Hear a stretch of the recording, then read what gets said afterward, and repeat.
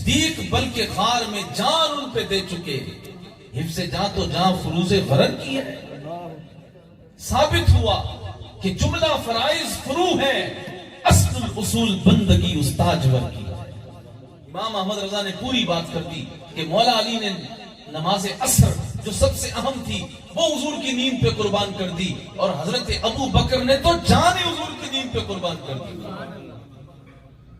جان بچانا تو فرض ہے نا، لیکن نماز بھی فرض، جان بھی فرض۔ تو کیا کہتے ہیں اعلیٰ حضرت؟ کہتے ہیں ثابت ہوا کہ جملہ فرائض فرو ہیں، سارے فرائض فرو ہیں، اصل الاصول بندگی غلامی استاجور کی ہے۔ حضور کی غلامی کے بغیر نہ نماز ہو سکتی ہے، نہ جان کام کی ہو سکتی ہے۔ اگر رسول اللہ صلی اللہ تعالیٰ علیہ وآلہ وصحبہ وبارک وسلم کی محبت ہے تو نماز بھی کام کی ہے اور جان بھی کام کی ہے۔ اس کے بعد ہمارے آقا مولا حضور پر نور سید عالم صلی اللہ تعالیٰ علیہ وسلم کا قرب جو آپ کو وہاں نصیب ہوا، اللہ اکبر۔ غور کیجئے گا اس بات پر کہ حضور علیہ السلام کی خدمت میں حضرت ابو بکر صدیق نے کیا عرض کی کہ حضور غار میں پہلے میں جاؤں گا، پھر اپنی جان کا نذرانہ بھی پیش کر دیا۔ تو حضور نے صلہ دیا حضرت ابو بکر کو۔ کیا صلہ دیا؟ حضرت ابو بکر کو حضور نے یہ صلہ دیا کہ ابو بکر غار میں پہلے تم گئے، مزار میں پہلے میں جاؤں گا۔ تم نے میرے لیے غار میں اہتمام کیا، میں تمہارے لیے مزار میں اہتمام کروں گا۔ جب حضور پہلے جلوہ فرما ہو گئے، اب حضرت ابو بکر صدیق حضور کے ساتھ حضور کے قدموں میں جلوہ فرما ہو گئے۔ بتائیے حضرت ابو بکر سے مرتبہ اور کس کا بڑا ہوگا؟ ام المومنین سیدہ طیبہ حضرت عائشہ صدیقہ بنت صدیق رضی اللہ تعالی عنہا، یہ وہ ہستی ہیں کہ دین کا 1/3 1/3 جو روایات ہیں وہ حضرت ام المومنین حضرت عائشہ صدیقہ سے، جتنا دین ہم تک پہنچا ہے۔ تو حضور کے گھرانے کے ساتھ، ام المومنین کے ساتھ یہ جو شانیں ہیں، یہ دین کی آج جو ہم بیان کر رہے ہیں، یہ حضرت ام المومنین عائشہ صدیقہ کا صدقہ ہے۔ حضور فرماتے ہیں کہ ابو بکر نے بہت بڑا احسان کیا مجھ پر۔ حضور فرماتے ہیں ابو بکر نے احسان کیا مجھ پر کہ ابو بکر نے اپنی بیٹی عائشہ صدیقہ کو میرے نکاح میں دیا اور مجھے اپنے کاندھوں پر اٹھا کر غار ثور لے گئے۔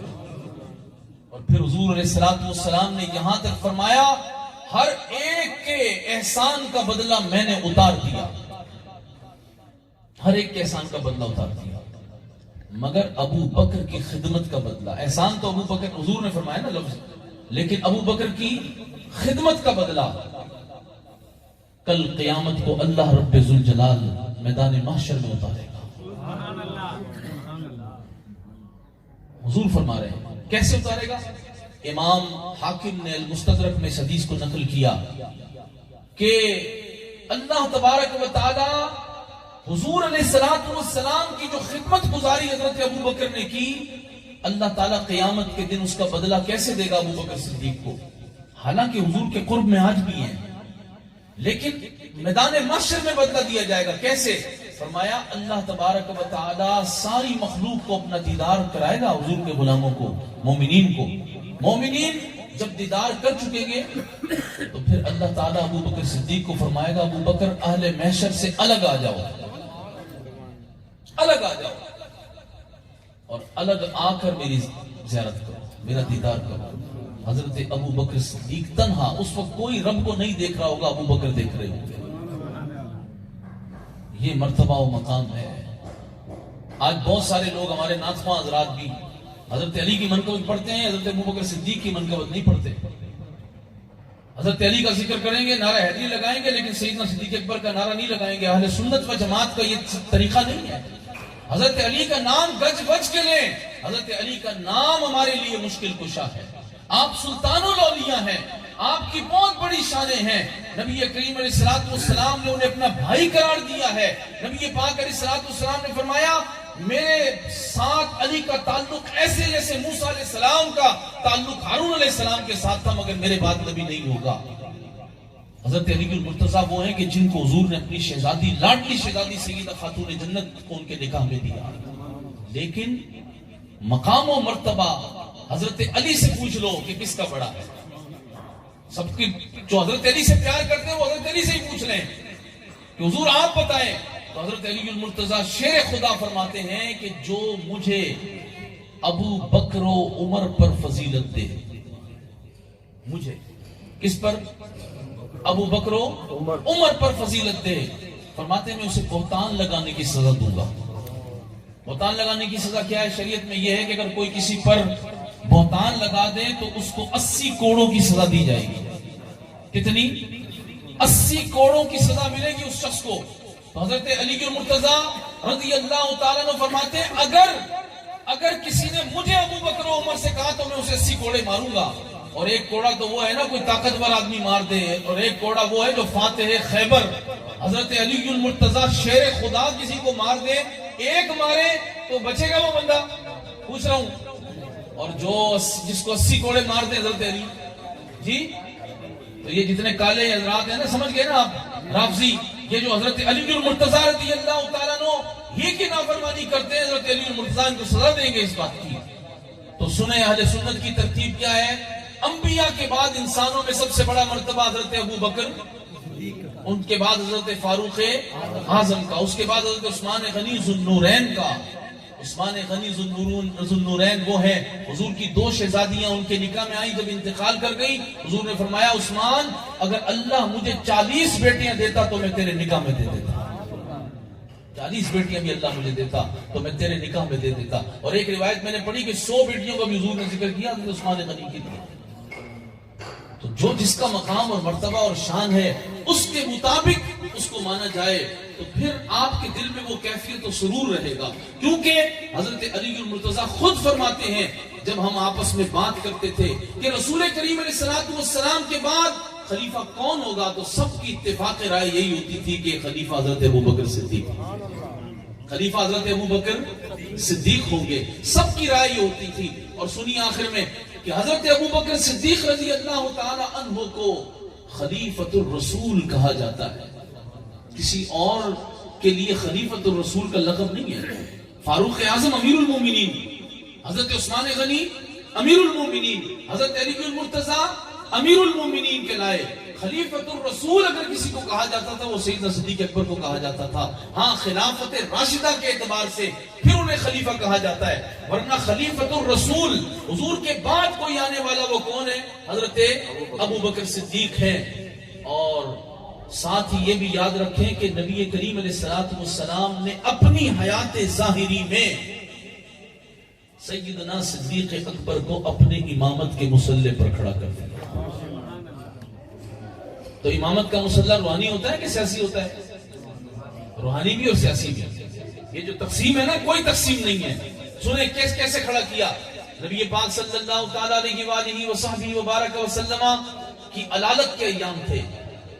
صحابہ کہتے ہیں کہ ہم نماز میں حضور کا انتظار کر رہے تھے. حضرت عمر رضی اللہ تعالیٰ کو آگے کیا جانے لگا. حضرت عمر ابھی مصلی کی طرف بڑھ رہے تھے کہ نبی کریم علیہ السلام نے اپنے کاشانہ اقدس سے اپنا سر انور باہر نکالا.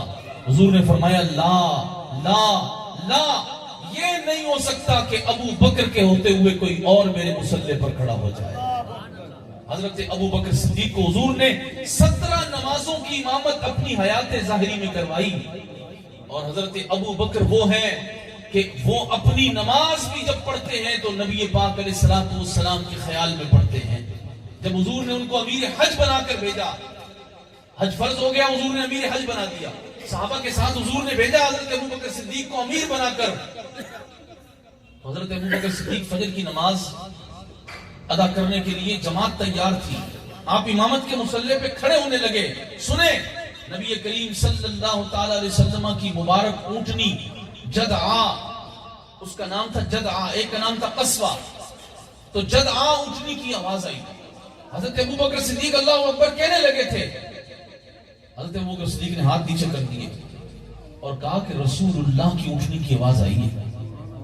آپ سوچے تو صحیح, حضور کی آواز پہچاننا یہ تو ٹھیک ہے, لیکن حضور جس اونٹنی پہ سوار ہوتے تھے ابو بکر حضور کے اتنے مزاج شناس تھے کہ اس اونٹنی کا لہجہ بھی ابو بکر کو یاد ہے. آواز پہچان لی. کہا حضور کی اٹھنے کی آواز آئی ہے، اس کا مطلب ہے حضور آ گئے. کہنے لگے چلو ٹھیک ہے، اب حضور آ گئے تو اب نماز میں نہیں پڑھاؤں گا، حضور آئیں گے تو نماز ہوگی. انتظار کرنے لگے، جب قریب آئے تو دیکھا حضرت علی المرتضیٰ سوار ہے اس اونٹنی پر. تو کہا کیا مجھے حضور نے امیر حج سے ہٹا دیا ہے، آپ کو امیر بنا دیا؟ کہا نہیں، امیر تو آپ ہی ہیں. مجھے تو حضور نے سورہ برات کی آیتیں دے کر بھیجا ہے کہ یہ تلاوت کرنی ہے کہ مشرکین سے آج کے بعد تمام معاہدے ختم کیے جا رہے ہیں. حضور نے یہ آیات تلاوت کرنے کے لیے مجھے بھیجا ہے، باقی امیر حج تو آپ ہی ہیں. تو پھر حضرت ابو بکر صدیق رضی اللہ تعالی عنہ نے نماز پڑھائی. اور ایک اور موقع پر نبی کریم علیہ السلام ایک قبیلے کی صلح کے لیے گئے ہوئے تھے. حضور گئے ہوئے تھے، ظہر کا وقت تھا، حضرت ابو بکر امامت کے لیے کھڑے ہو گئے. اب پیچھے سے نبی پاک علیہ السلام تشریف لے آئے. صحابہ کو حضور کی خوشبو آئی، اور جیسے حضور کی خوشبو آئی تو ابو بکر پیچھے ہٹنے لگے. حضور نے فرمایا کھڑے رہو، مصلی پہ کھڑے رہو، نماز پوری کر دو. حضرت ابو بکر پھر بھی پیچھے ہٹ رہے ہیں. حضور علیہ السلام مصلی پہ تشریف لے گئے، حضور نے نماز مکمل کروائی. بخاری شریف میں حدیث ہے یہ. حضور نے جب نماز مکمل کروائی، نماز کے بعد حضور نے سلام پھیر کے فرمایا ابو بکر کیا ہوا تھا؟ میں نے تمہیں کہا تھا نا نماز پوری کر دو. کہا حضور یہ کیسے ہو سکتا ہے کہ آپ کے ہوتے ہوئے ابو بکر نماز پوری کرا دے؟ اب میں آپ سے پوچھتا ہوں، رسول اللہ کا خیال نماز میں آیا کہ نہیں آیا؟ جی حضور کا خیال آیا کہ نہیں آیا؟ صرف خیال نہیں آیا، حضور کی تعظیم کے لیے نماز میں چل کے پیچھے آ گئے. مگر کسی کی نماز میں کوئی فرق پڑ گیا؟ نہیں پڑا. پتہ یہ چلا نماز رسول اللہ کا صدقہ ہے، حضور کی عزت کا صدقہ نماز سے ملا ہے. تو اس لیے دوستو عزیزو، ہمیں ناز صرف حضور کی محبت پہ ہونا چاہیے، حضور کی غلامی پہ ہونا چاہیے. اللہ تعالیٰ اپنے محبوب علیہ السلام کی محبت میں ہم سب کو جینا اور مرنا نصیب فرمائے. پیارے محبوب علیہ السلام کی اطاعت و فرما برداری میں ہمیں زندگی نصیب فرمائے. اور اللہ تعالیٰ سیدنا صدیق اکبر، سیدنا فاروق اعظم، حضرت عثمان غنی ذو النورین، حیدر کرار، سیدنا علی المرتضیٰ کرم اللہ تعالیٰ وجہہ الکریم، اور تمام صحابہ کا ادب ہمیں نصیب فرمائے.